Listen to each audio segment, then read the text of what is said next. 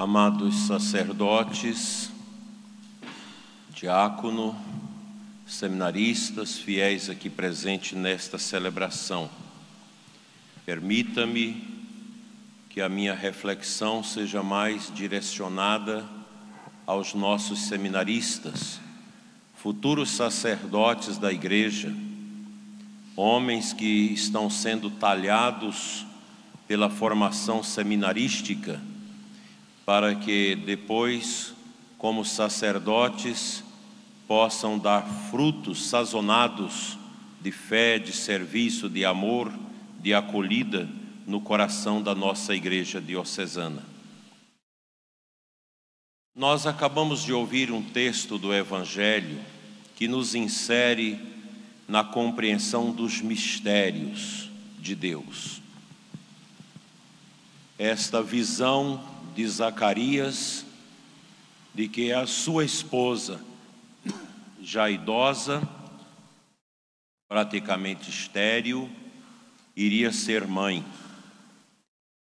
de um menino cujo nome é João, o Batista, que teve a missão de precursor, como último profeta do Antigo Testamento, para preparar os caminhos de nosso Senhor Jesus Cristo para o anúncio da sua missão. Veja, meus irmãos, que os nascimentos de pessoas proeminentes na Sagrada Escritura sempre foram marcados por intervenções divinas, por mistérios, como o nascimento de Isaac, o nascimento da Santíssima Virgem, conforme nos atesta a tradição, filha única de Santana e São Joaquim, concebida por Santana já numa certa idade, que não era normal a mulher conceber. A concepção de São João Batista e a do próprio Deus em Cristo menino são sinais desta bondade de Deus, cuja centralidade é nosso Senhor Jesus Cristo. A preparação nossa agora imediata ao Natal de Jesus nos convida a deixarmos que a pessoa de Jesus seja realmente o centro da nossa vida. A Igreja é Cristo, ela é a epifania do ressuscitado. Os sacramentos que nós recebemos são dons de Cristo. É Jesus que nos dá os sacramentos através da Igreja. Pelo batismo nós nos mergulhamos no mistério de Cristo para recebermos as graças necessárias para viver a nossa atuação como cristãos, marcados pela dimensão sacerdotal real de nosso Senhor, essa dimensão do sacerdócio, da oração, da vivência, da realeza, do amor e da profecia, que marca o caminho da Igreja. Nossa Igreja, desde o começo, cultivou uma sabedoria muito grande na formação dos seus ministros. A Igreja nunca quer no seu seio um mau sacerdote, um mau diácono, um mau bispo. A preocupação da Igreja é de dar os elementos necessários, suficientes, para que o varão, o homem de Deus, que é iniciado e depois consagrado no sacramento da ordem, possa imitar nosso Senhor Jesus Cristo. O sacerdócio é um grande dom de Deus, que vocês seminaristas sentiram o chamado de Deus, estão respondendo a esse chamado, segundo a graça de Cristo, para na obediência viver esse amor que Deus nos concede através do ministério. Vocês seminaristas certamente, pelas mídias sociais e por outros caminhos, sabem que muitos sacerdotes, até de nome expressivo nas mídias, desprezam a vocação sacerdotal. Porque eles já estão na esteira da apostasia herética do pelagianismo. Um padre dizer que a vocação sacerdotal é fruto apenas de uma opção, de uma força humana que se inclina a esse ministério, ele está redondamente errado. A vocação na igreja, ela é um chamado específico de Jesus, que através do seu Espírito, mediante sinais, mediante experiências nossas, abre o nosso coração para que nós possamos responder ad sunt, aqui eu estou. Portanto, quando vocês ouvirem essas lorotas de muitos que dizem que a vocação sacerdotal, ela é uma coisa humana, uma opção por um serviço religioso, isso é muito pobre, isso é uma heresia, isso é pelagianismo, isso é arianismo, isso é desprezar o papel fundamental de nosso Senhor Jesus Cristo no chamado vocacional. Nós estamos num ano vocacional, vocação e graça. O tema já é para mostrar que a vocação, ela não brota apenas do meu esforço, do meu querer. Ela é uma resposta àquele que nos ama primeiro. Antes de respondermos à nossa vocação, nosso Senhor já nos chamou, já nos deu a sua graça para que possamos responder com confiança. A vocação sacerdotal não é uma profissão, não é uma adesão de um homem a um serviço religioso. Não é isso, é fruto de um chamado. Daí que o sacerdócio, ele é tão profundo, o sacramento da ordem, que a igreja nos ensina que o padre é alter Christus, é outro Cristo, ele age em persona Christi. Isso é o catecismo da igreja, é a doutrina da igreja. Nós não podemos esquecer isso. A igreja católica, deixada por nosso Senhor, entende que o sacerdócio, o ministério sacerdotal, é absolutamente necessário na sua ação, porque é das mãos do sacerdote que vem a Eucaristia, e não há igreja sem Eucaristia, e não há igreja, portanto, sem o sacerdócio.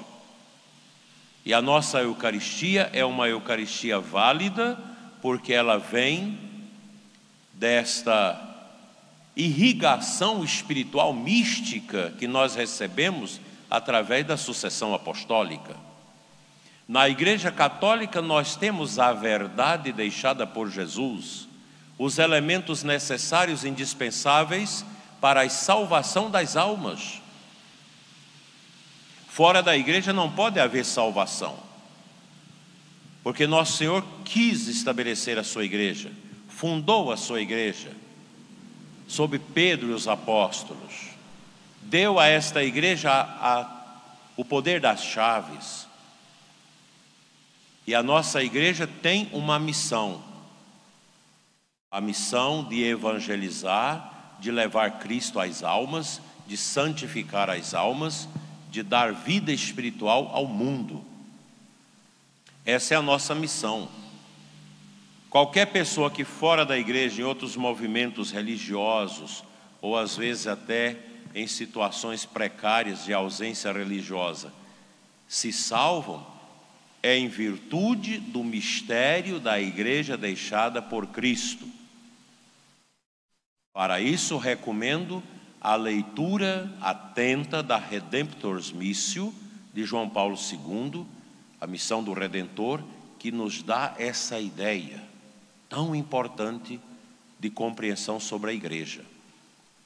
Vocês serão padres para santificar a si mesmos, buscar a sua santificação no altar, no oferecimento do santo sacrifício da missa e na distribuição dos demais sacramentos, buscando a salvação, a santificação pessoal e do povo. O sacerdote oferece o sacrifício da missa por si e pelo povo. Nós não podemos querer ser uma casta, a casta sacerdotal, que somente esses serão salvos. Nós somos uma casta real, do serviço, profética, do anúncio, da denúncia sacerdotal, porque nós oferecemos o culto, o santo sacrifício de Cristo ao Pai pela salvação do mundo. Hoje nós celebramos mais uma antífona do Ó.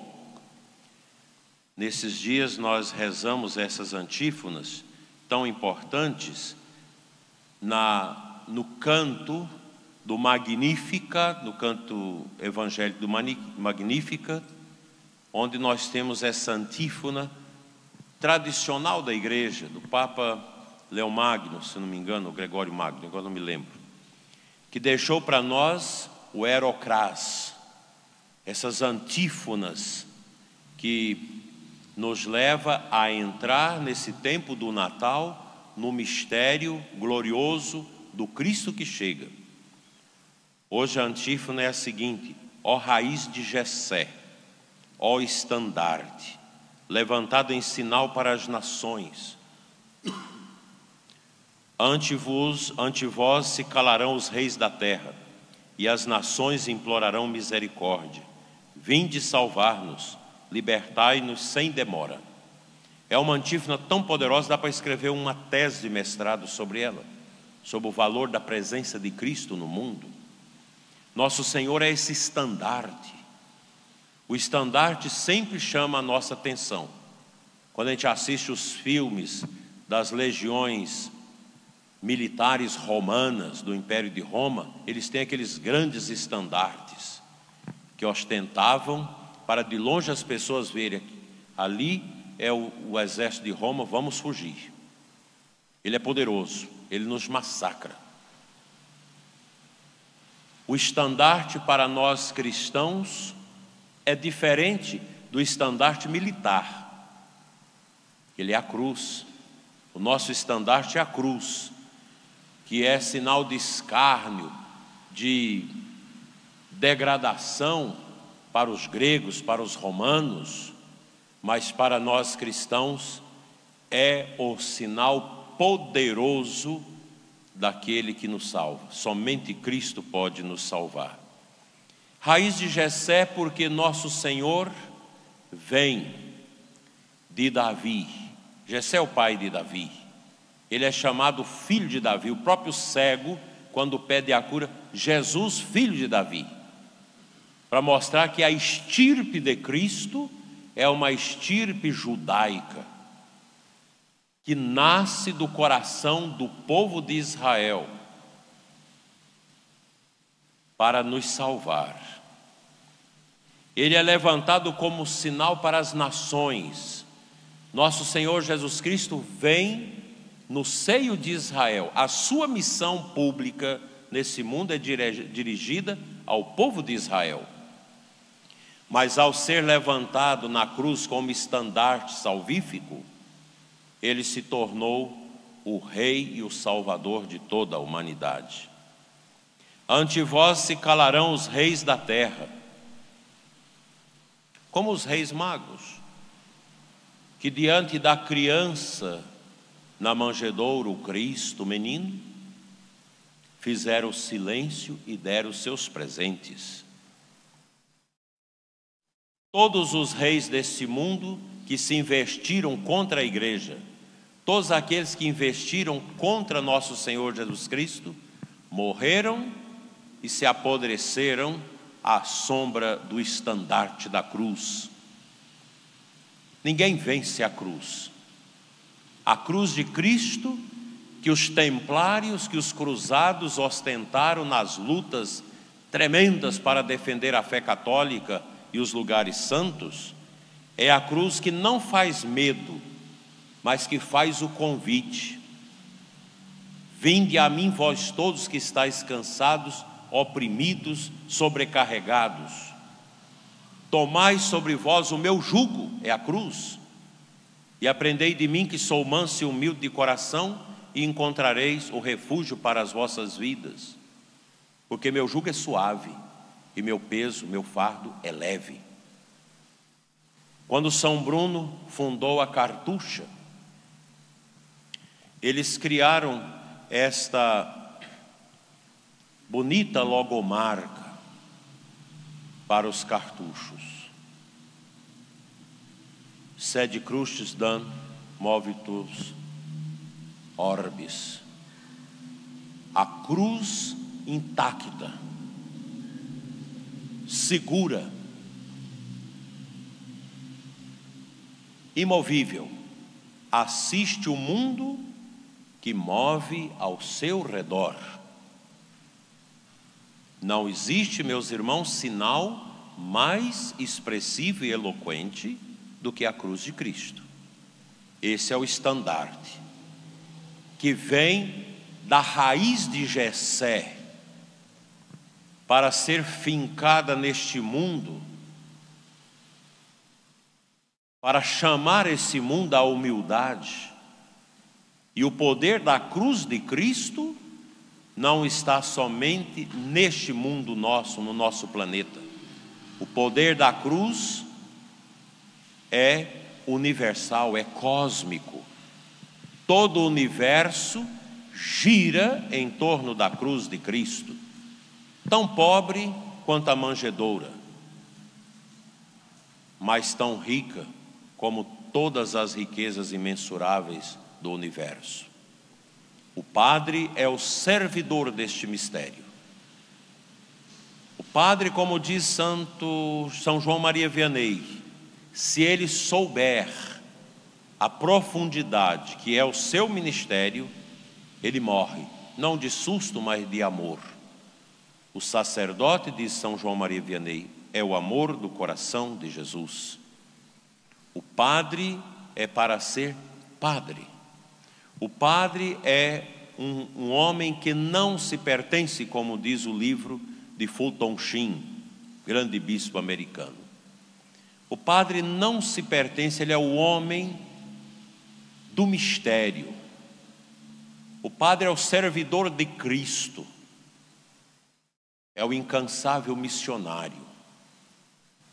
Esse trabalho que vocês farão esta semana aqui na paróquia Santa Luzia, visitando o povo, conhecendo a realidade das casas do povo, é para dar a vocês esse sentido de ter fome de almas, amor pelas almas, amor pelo povo, pelos idosos, pelos doentes, pelas crianças, pelos que sofrem. O sacerdote deve devotar o seu amor especialmente aos mais carentes e sofredores, aos simples, aos esquecidos. O sacerdote diocesano tem um carisma. Geralmente a gente escuta muitos religiosos afirmarem: o padre diocesano não tem carisma, é um solitário. Não é bem assim. Os padres às vezes estão sós nas paróquias porque nós não temos sacerdote suficiente, porque todas as paróquias da diocese têm condição de ter mais de um padre. E o sacerdote católico diocesano não é um solitário, um homem como Plutão, quase desorbitado do sistema solar. Não é isso. O sacerdote diocesano tem uma vocação muito bonita, a vocação do bom pastor que dá a vida pelas suas ovelhas, que ajuda o povo a carregar o jugo, e é aquele homem que gera as comunidades para Cristo. Eu partilhava com o padre Flaune sobre o início de uma comunidade. A paróquia dele não tem comunidades, é uma paróquia grande, mas não tem atendimento fora. E ele agora está começando uma comunidade de bairros. Como isso é bonito! É a missão do padre diocesano. Ele vai gerar ali uma comunidade, que no futuro poderá ser uma paróquia.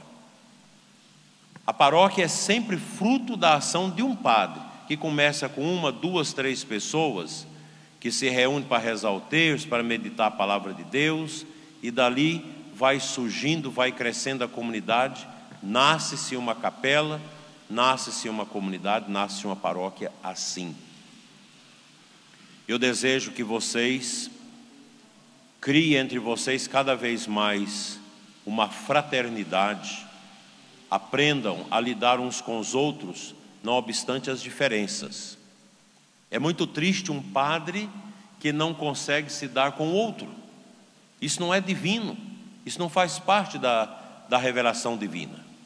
O sacerdote precisa ser o homem do relacionamento. O homem que vai ao encontro do outro, o sacerdote precisa cuidar do seu irmão sacerdote, rezar juntos, partilhar. Essa deve ser a dinâmica dos padres diocesanos. Essa é a dinâmica que eu, particularmente como bispo de vocês, quero que vocês cultivem. Padres pobres, castos e obedientes. É muito triste quando você escuta maus exemplos de padres. É o que não falta nesse mundo nosso. Padres que não respeitam a si e aos outros. Padres que causam escândalo. Deus não quer isso. Esse não é o perfil do sacerdote que nosso Senhor está chamando na nossa diocese. Por mais que na diocese nós estamos sem escândalos há 3 anos visíveis, mas a gente sabe que há escândalos nos subterrâneos. Isso é doloroso. E basta que esses escândalos floresçam para que a lei da igreja haja com firmeza. Na nossa diocese, nós agimos assim. Se as pessoas têm denúncias com provas, nós não passaremos as mãos na cabeça dos padres. Por isso eu já digo para vocês, seminaristas que vão ser padres, não pense que nós vamos passar a mão na cabeça de vocês se vocês deixar vir qualquer escândalo. Por isso rezem e sejam santos. Na igreja, como já dizia o Papa Bento XVI, João Paulo II, não há lugar para padre escandaloso, para sacerdotes que ferem a dignidade da igreja. Sobretudo nesta questão de abusos de menores. Isso é tão abominável que a gente sente náusea de falar disso e quando a gente lê sobre isso. Por isso, vocês vivam uma vida escondida em Cristo. Não deixe que a sua carne, que o seu pecado, que a sua volúpia possa trazer as correntes do mal, do inferno para a sua vida. Porque há muitos padres no inferno, como disse Santa Catarina de Sena no seu livro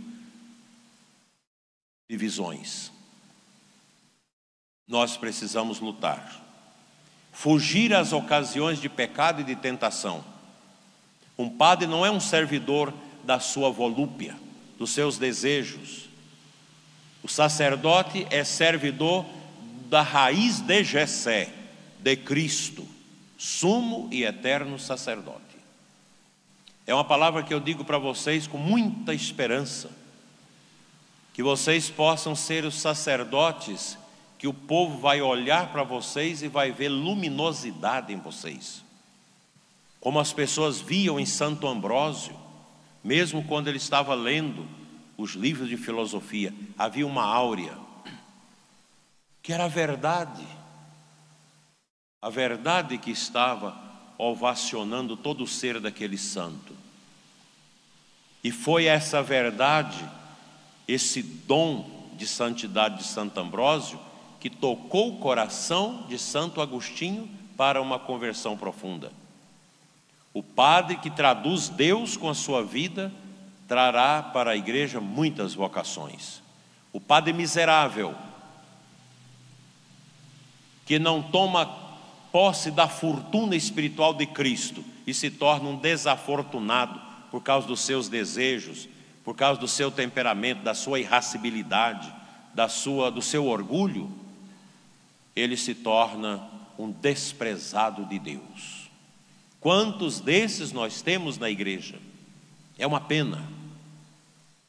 Então recomendo muito a vocês: mística, oração, amor ao povo, celibato consciente, profundo, busca determinada pela vida casta, pela vida santa, busca desse dom de Cristo na vida de vocês. Não esqueçam nunca, o sacerdócio bem vivido já está preconizado de forma antecipada a priori no seminarista que já vive como sacerdote, para ser o bom pastor do povo de Deus. Tenham amizade com pessoas santas. Não tenham amizade e muita proximidade com pessoas que possam levar vocês ao mal, ao pecado, à desordem na vida pessoal, espiritual, etc. Tenha a coragem de dizer sim sempre a nosso Senhor. Façam amizades com padres santos, com religiosas santas, com pessoas santas, melhores do que vocês.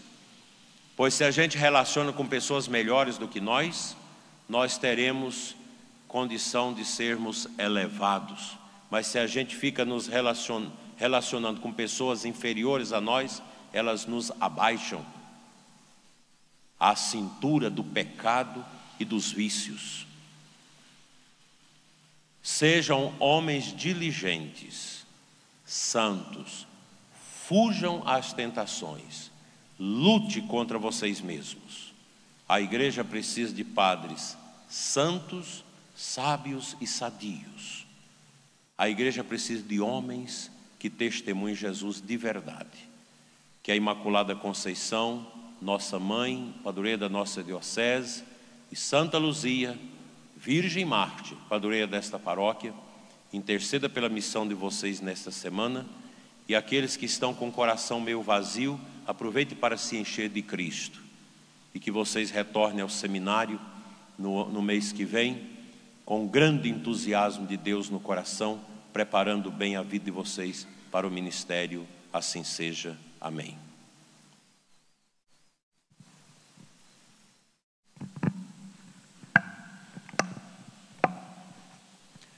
Eu esqueci de abordar, mas nós teremos a entrega da veste talar ao Luiz, que vai ingressar no seminário maior.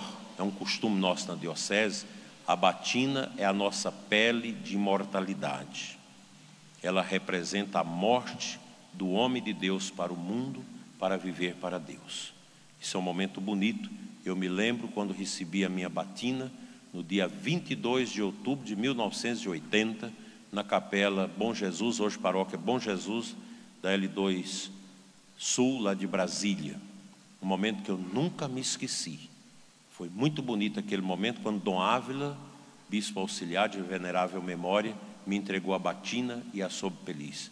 Luiz, que você honre esta veste e que ela te ajude a ser humilde e sábio, mais sábio do que és.